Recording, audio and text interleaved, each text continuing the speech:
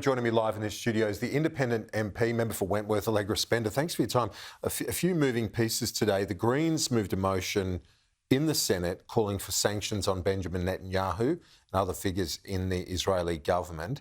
Do you agree with the major parties that's grandstanding and unhelpful from the Greens? I have said that to the Greens today. I said that this is not helping our country. I disagree with the detail of the emotion, but what I also disagree with is our parliament continually being used as a place to grandstand on a war overseas, which is really tragic, which is really affecting deeply members of the Jewish community, members of the Muslim community, and this is it's grandstanding for no object except sowing greater division in this country, and it's something we should all be standing against. And in terms of the substance of the discussion at the moment, we've got Senator Patterson and Julian Leeser, your fellow member in the House of Representatives. They're going to hold a news conference, I'm told, shortly about the issue Mike Burgess spoke about, the ASIO boss, at the weekend, where he said that they draw a distinction between those who have rhetorical support of Hamas and those who provide monetary or physical support of that terrorist group.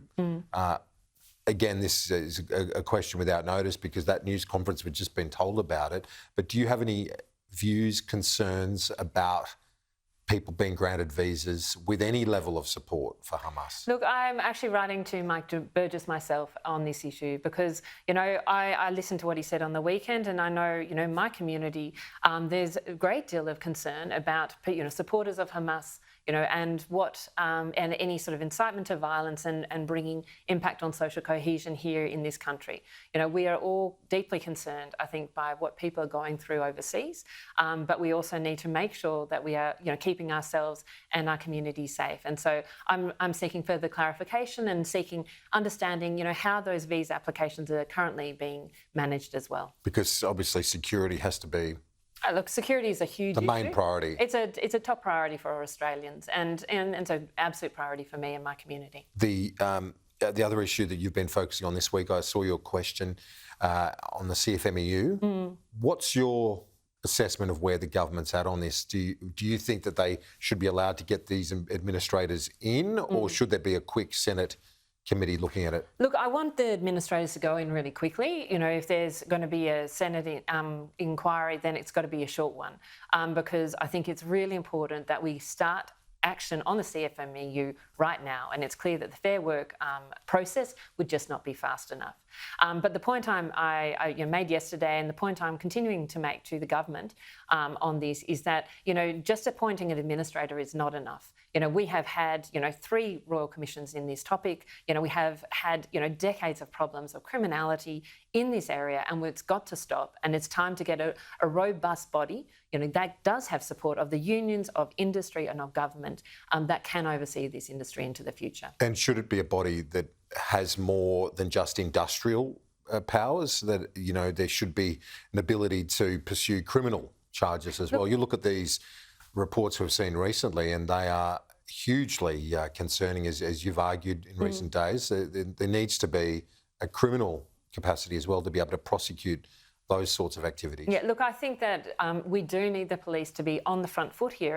And speaking to academics in this area, one of the concerns is, on a work site, it's unclear, is this a work issue? Is it an industrial issue, in which case, police sometimes will come and then go. And so there is this lack of clarity in terms of what is the role of the police, what is the role of Fair Work. And I think it is really important to bring the police into this space as well.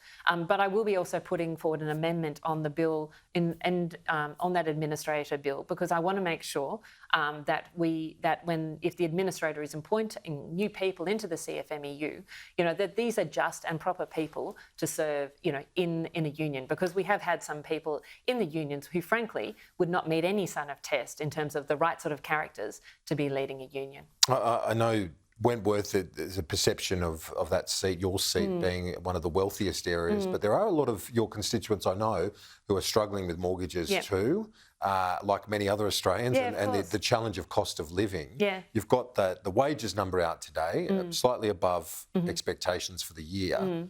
But overall, this remains a precarious balancing act right now, doesn't it? For, not just for the government, the RBA too. Yeah, it does. Look, I think it is a tough time, and I think you're absolutely right. It's, you know, people in my community, some of them may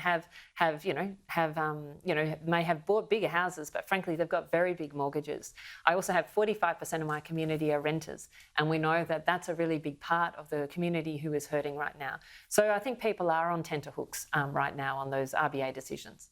And in terms of the government contribution, do you have a view on that as to whether the spending has hurt or helped the RBA in its efforts? Look, I feel that, you know, federal and state government spending, you know, I wish had been lower, because I think that would have, you know, helped in terms of the fight on inflation. I recognise, you know, people do need that cost of living relief, so, you know, I don't begrudge them that. But I've been really clear saying, look, I feel that the government could have pulled back on infrastructure spending over the last year and a half to try and reduce that push for things that we didn't need right now, because everything that we do right now and adds fuel to the fire.